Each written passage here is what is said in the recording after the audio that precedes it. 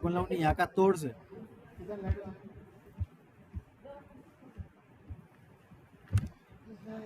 Esto dimos en la casa de Teresa. Se van a acordar de esto. Fue lo primero que sabía. Sí. Sesión de crédito. Acá vamos a hablar de la figura y voy a hablar mucho de ese dúo. Otra vez. ¿Qué es la cesión de un crédito? Preguntan si toca ya.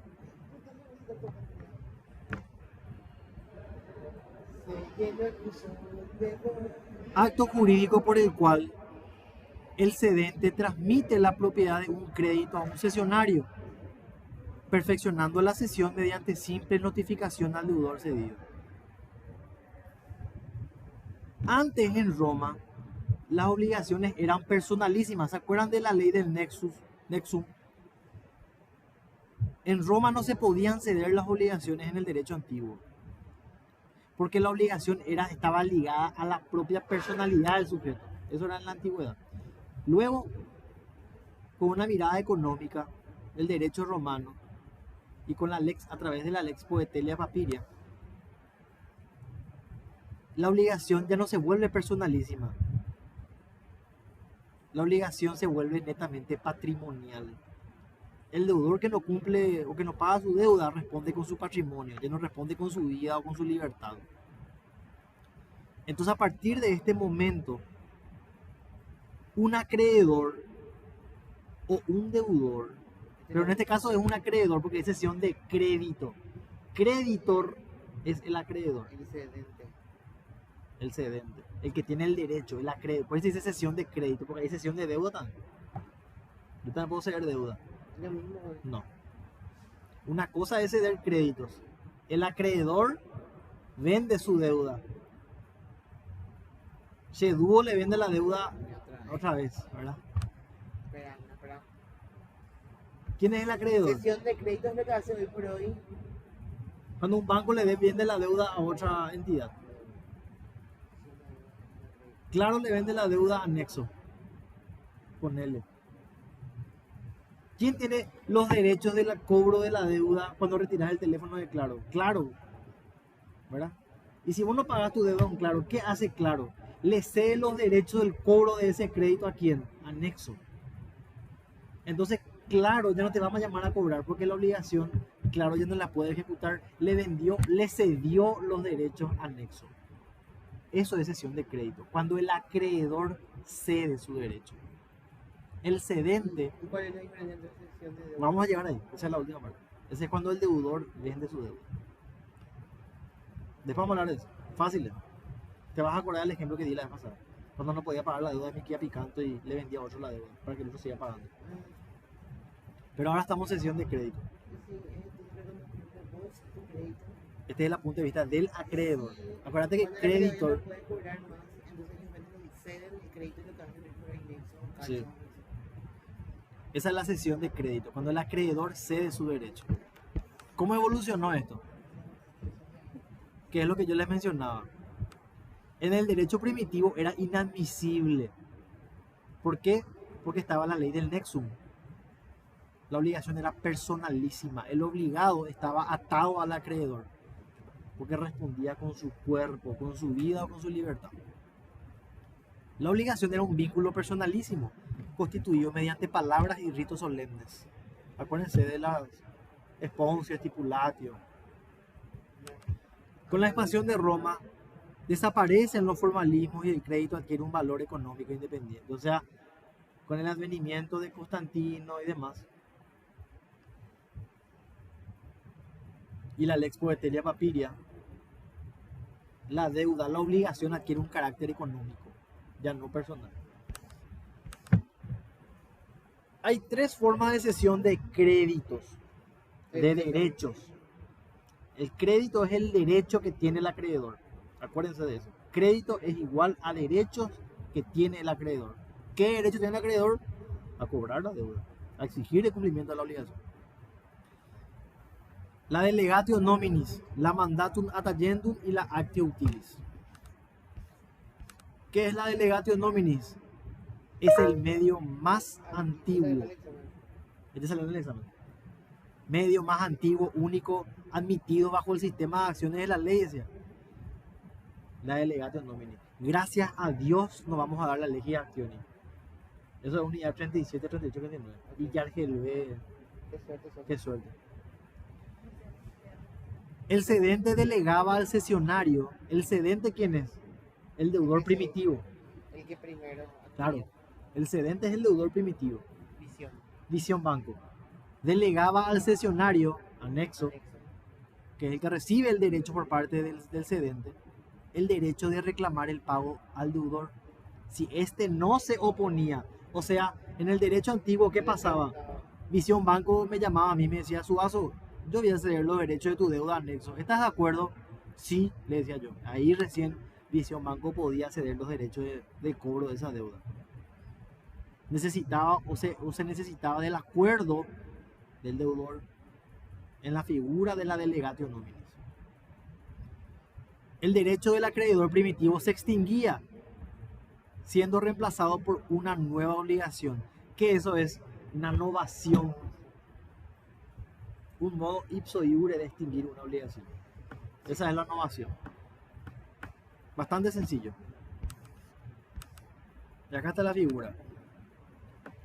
El de arriba, el que tiene el muchachito de arriba, es el deudor, el acreedor primitivo. Es visión banco, el de arriba. El cesionario es nexo. Visión banco, el de arriba, le cede al cesionario, que es nexo. Y ahora nexo tiene los derechos para exigir el cumplimiento a la obligación al tipo de verde, al deudor. Está triste. Esto es novación, porque la obligación inicial era entre el que está arriba y el de verde, o sea, entre visión banco y el de verde. Esta es la obligación inicial, pero se extingue por una novación cuando el cedente se cede los derechos al cesionario. Acá se da una nueva obligación, por lo tanto, esta primera queda extinta. Eso es novación. Señor, señora, ¿alguien quería hablar? En la delegatio nomini, sí o sí, el deudor tiene que dar su conformidad. Sí, Si no daba su conformidad, entonces no se perfeccionaba la delegatio. No se perfeccionaba. Sí. Así mismo es. Eso nomás es delegatio nominis. ¿Cuáles son las desventajas? Se exigía la conformidad previa del deudor.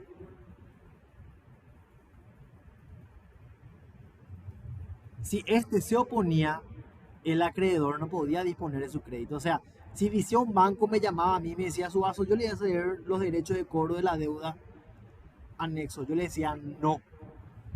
En calidad de deudor yo le decía no. Entonces, Visión Banco no podía disponer del crédito, del derecho que tenía. No podía cederle el crédito a nadie.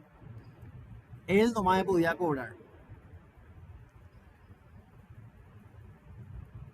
Al producir los efectos de una novación, quedaban extinguidas las garantías accesorias. Claro, porque esa obligación pues se murió. Si Visión Banco le cedía la deuda a Nexo para que Nexo me cobre a mí, yo ya no tenía ningún tipo de obligación con Visión Banco. Moría esa obligación. Por lo tanto, todas las declaraciones accesorias, hipoteca, prenda, fianza, moría ahí. Porque ya no había obligación. La obligación ahora va a ser con Nexo. El deudor no podía oponer al nuevo acreedor las excepciones que tenía contra el cedente. ¿Por qué? Porque es una nueva obligación, una novación. Yo, si yo al acreedor primitivo, que era Visión Banco, le opuse alguna acción para que no me cobre la deuda, y Visión Banco cedía el derecho de cobro de la deuda anexo, esa oposición que le hice a Visión Banco no sirve. ¿Por qué? Porque esa obligación se extinguió. Acá hay una nueva obligación que yo tengo con Nexo. Eso es lo que nos quiere decir. Estas son las desventajas de la delegatio nominis.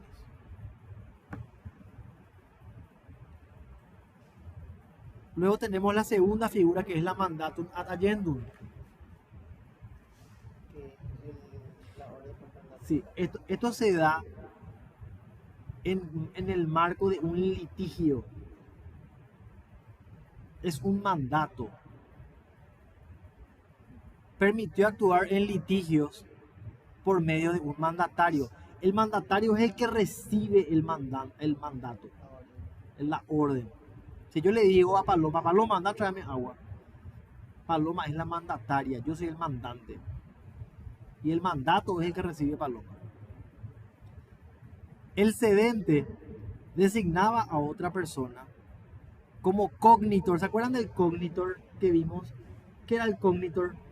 Era un procurador judicial. Porque estamos hablando en el marco de un litigio, ¿verdad? Entonces, ¿qué hacía yo en la antigua Roma? Yo le daba un mandato a Paloma. Paloma era un cognitor, un procurador judicial. Le decía, Paloma, yo te cedo los derechos, te designo y te doy un mandato para que reclames el cobro de la deuda a Gabriela. En este caso, en la mandatum ad agendum, yo no necesitaba el acuerdo de Gabriela. Yo como acreedor le cedía los derechos de cobro o de gestión de esa deuda a Paloma, sin el acuerdo de Gabriela, en el marco de un litigio, para que Paloma sea la que actúe y me represente. ¿Cuáles son los inconvenientes de esta figura? Solo podía darse en casos de cobro judicial de crédito, solamente en el marco de un litigio. El cesionario tenía la misma acción del cedente, pero el deudor podía oponerle las excepciones que tenía contra el mandante. Claro, porque estamos hablando de la misma obligación. Acá no hay una innovación. Acá Gabriela me debe plata, entonces yo le doy un mandato a Paloma para que Paloma le cobre a Gabriela en mi nombre. Por lo tanto, toda acción que haya toda acción que haya opuesto Gabriela a mí, esa acción va a surtir efecto también contra Paloma, porque estamos hablando de la misma obligación.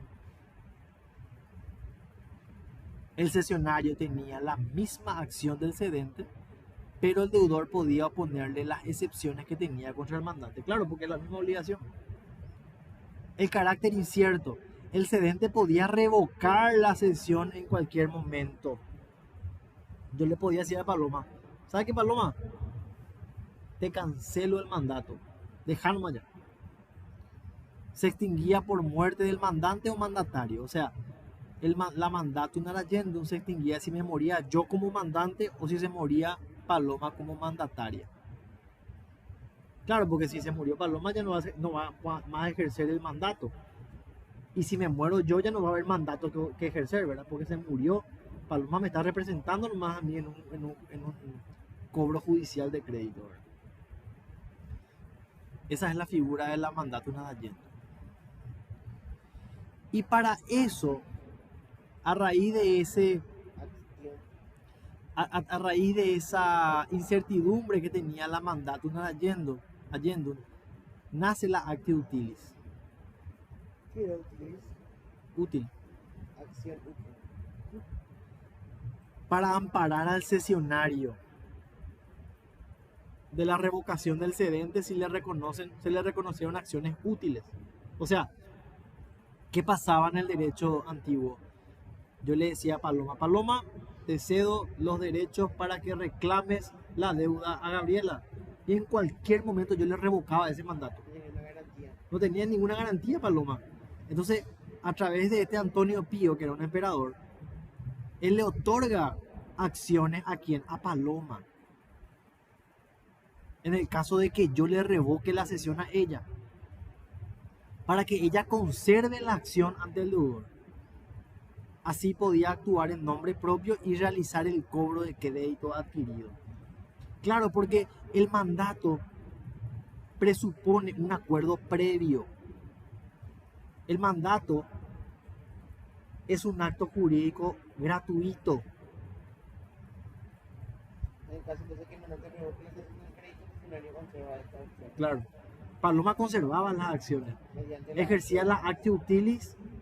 ¿Por qué? Porque entre Paloma y yo, antes de celebrar la mandatum ad agendum, había un acuerdo de voluntades. A mí nomás se me ocurrió después revocarle eso.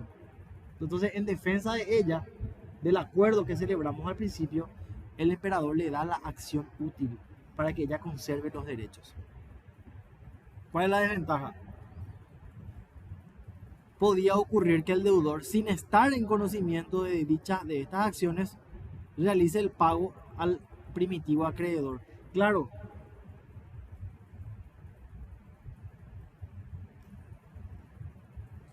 ¿por qué? ¿Qué pasaba? Yo le doy a Paloma la acción, le digo, Paloma, yo te doy el mandato, cobrarle a Gabriela. Y después yo le revoco el mandato a Paloma. ¿Qué hace Paloma? Ejerce o pone la actio utilis. Por lo tanto, ella conserva los derechos de cobro. Era un problema eso, porque el deudor no se enteraba de eso. ¿A quién le pagaba el deudor? A mí, al cedente. Pero Paloma es la que tiene los derechos del cobro, ya no soy yo. Sí. Entonces esa era una desventaja de esta acción. ¿Cuáles son los efectos de la cesión de créditos?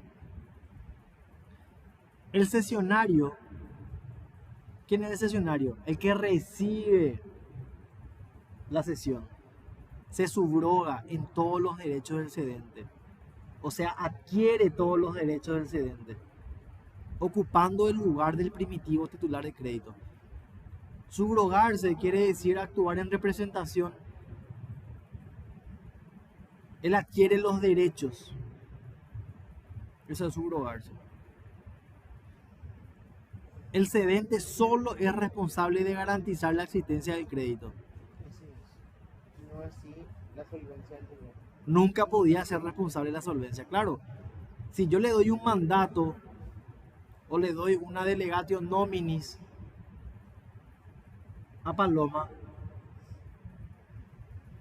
yo no soy responsable de garantizar que el deudor va a pagar su deuda. Eso está fuera de mi responsabilidad. Lo que sí tengo que probar es que vos tenés una deuda conmigo. Eso sí tengo que probar. Pero no tengo que garantizarte que vas a pagar. No tengo por qué garantizarle yo a Paloma que vos vas a pagar. Lo que tengo que garantizarle a Paloma es que existe una deuda. En la época de Justiniano, se admitió que la cesión pueda operar con la simple entrega o traditio del crédito, sin necesidad de otorgar mandato al cesionario. Para perfeccionar la cesión, bastaba la notificación o denunciatio al deudor. Esto era en la época de Justiniano. Así se procedía ante la cesión de un crédito. Ya no hacía falta tener el acuerdo. Tenías que notificarle. Señor deudor, yo le cedí los derechos de cesión de crédito. Perdón, yo le cedí los derechos del crédito a Paloma. Ya no los tengo yo. Te notifico, señor deudor. Y esa cesión la podía hacer a través de una entrega, una traditio. La traditio es un acuerdo de voluntades. No hace falta dar un mandato.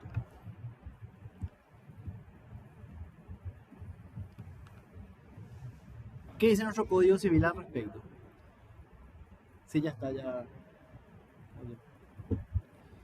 El acreedor puede transferir a título oneroso. ¿Qué es título oneroso? Cuando ambos reciben un beneficio. ¿Qué hace Visión Banco cuando le cede los derechos de cobro a Nexo? Nexo le paga y Visión Banco le cede los derechos.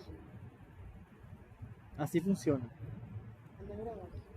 Siempre que el crédito no tenga carácter estrictamente personal o que su transferencia no esté prohibida por la ley, las partes pueden excluir la cesibilidad del crédito, pero el pacto no es oponible al cesionario.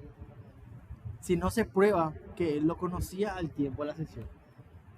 O sea, yo podía celebrar en el marco de una obligación que esa obligación no pueda cederse. Eventualmente, podía hacer eso. ¿Cuáles eran los créditos? ¿Qué son los créditos? Son los derechos. ¿Cuáles son los créditos que no podían cederse?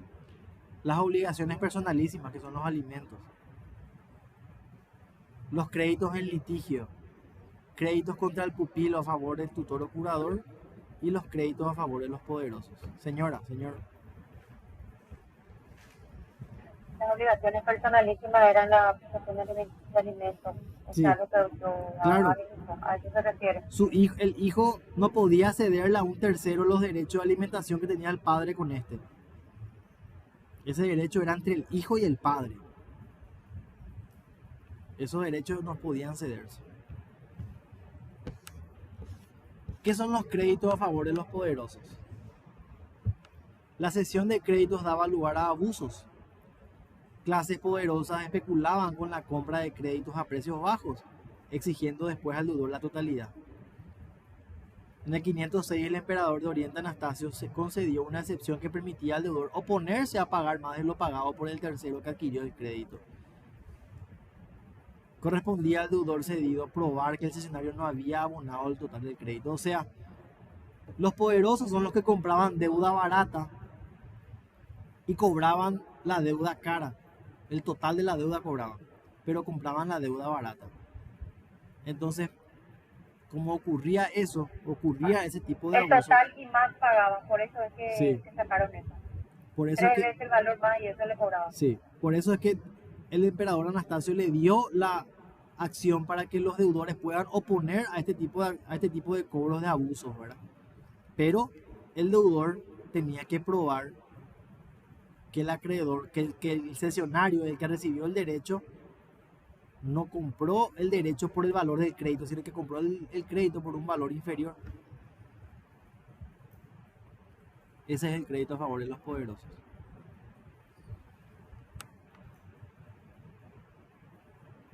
Hablando siempre de cesiones, podemos hablar de la cesión necesaria, basada en disposiciones expresas en la ley, dice, que obligan a ciertos casos al acreedor a transmitir su derecho. ¿Cuáles son los casos? La obligación del heredero de ceder las acciones al legatario si el testador ha dejado a este un crédito. En una compraventa, si la cosa a ser vendida era robada antes de la entrega, el vendedor cedía sus acciones al comprador. Yo le compré a Paloma su camioneta, yo ya le pagué, y justo antes que Paloma me entregue la camioneta, se le roba. Entonces yo tengo los derechos para reclamar esa camioneta, porque yo ya la compré. Aunque Paloma no me la entregó, yo ya pagué lo que valía. Por lo tanto, yo tengo el derecho a recuperar esa camioneta. Los derechos son míos. En esos casos hablamos de una cesión necesaria. En este caso hablamos de cesión de créditos, de derechos. Ahora vamos a hablar de cesión de deuda. Acá estamos hablando del punto de vista del deudor. ¿Qué pasaba? Y vamos a poner un ejemplo actual que yo puse la vez pasada. Yo retiro un Kia Picanto de Garden. Ya no puedo pagar el Kia Picanto. Yo soy el deudor. Ya no puedo pagar el Kia Picanto. ¿Qué hago? Puedo vender, puedo ceder esa deuda.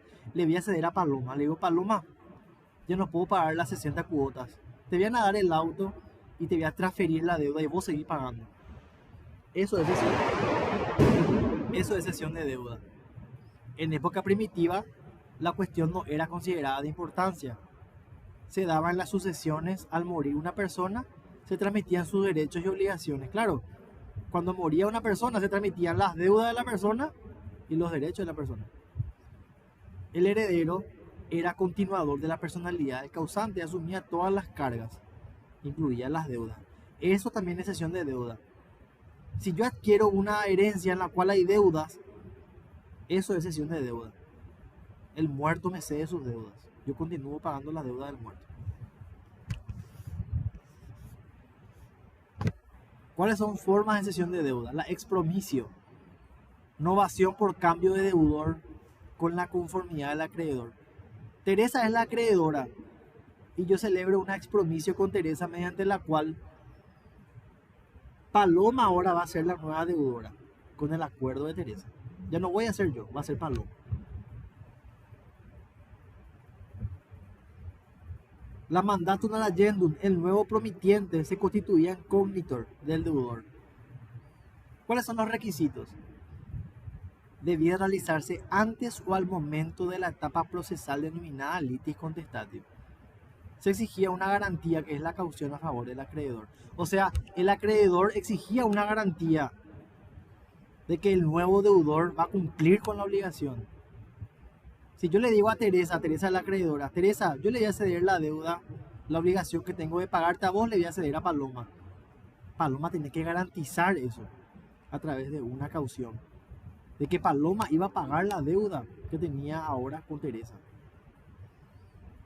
También existe la figura de la cesión de deuda. Y con eso creo que terminamos la unidad 14. Preguntas, dudas, después ya empezamos con garantías, que ya es unidad 15. Preguntas, dudas hasta acá.